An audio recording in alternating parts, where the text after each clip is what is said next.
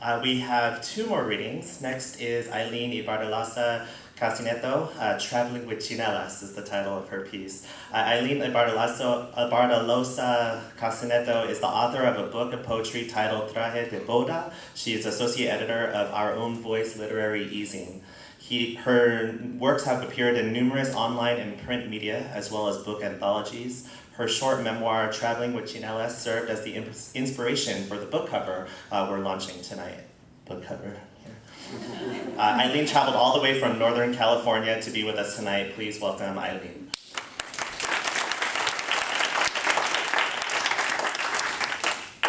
Good evening. Thank you for coming out tonight. I'm very honored to be reading before such a great audience and with such an esteemed company of co-authors.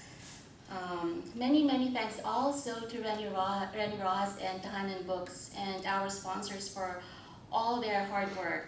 And to my dear friend from high school, Zara Oitingban, who's covering this event for the Asian Journal. And my ever supportive husband who comes to all of my readings.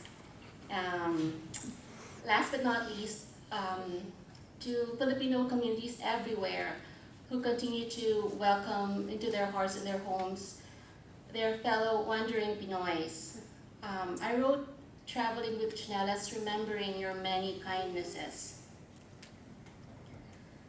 Some days, if I squint my eyes just so, there she will be, my Manila, sailing past San Francisco, in the middle of New York City, or on the corner of London town. Then all too briefly she's gone, lineaments concealed, edges tucked away.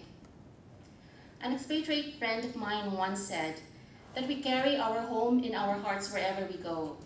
And so I carry with me wherever I go a pair of slippers. The easier to slip into, the more I like it.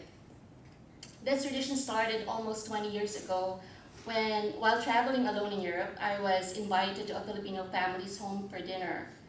At the time, it had been more than 3 months since I last saw a fellow Pinoy or tasted Filipino food. Imagine my excitement when, through the glass front door, I glimpsed a row of pairs of tsinelas lining the entryway.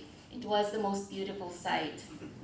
They stood for everything I was so sorely and terribly missing: my home, my family, fragments of my culture. Philippine slippers, traditionally in the form of wooden clogs or bakya, are said to date as far back as pre-colonial times. I prefer to think of them as humble bearers of the rough maps of our people's noblest quests.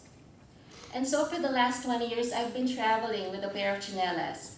For what other token of my being Pinay is more practical and more tangible? Tokens aside, nothing, of course, beats the real thing. My homeland, in all her sultry, jangling, ragged, luscious, cerulean, burnt amber, ironic, contradictory, heartbreakingly proud, and heartbreakingly lovely glory. In the most hushed hours of my day, I think of her. Then I am home more often than she knows. Maraming salamat.